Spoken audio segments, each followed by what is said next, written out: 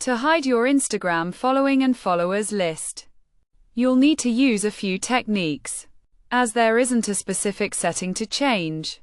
Unfortunately, this method only works for personal accounts, not professional or business accounts.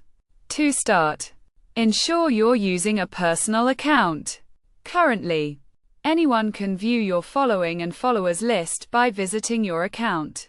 To hide these lists, you'll need to make your Instagram account private. To do this, go to your profile page, select the three lines in the top right, and then choose Settings.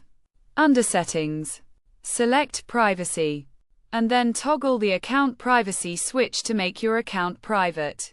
This will limit access to your account, including your posts, following, and follower list, to only those you approve as followers. Once your account is private, if someone tries to view your follower or following list without being approved, they won't be able to. However, note that anyone who already follows you will still be able to see these lists. To prevent them from viewing the lists, you'll need to remove them as a follower. To do this, go back to your profile, select the followers list, and then choose to remove the follower.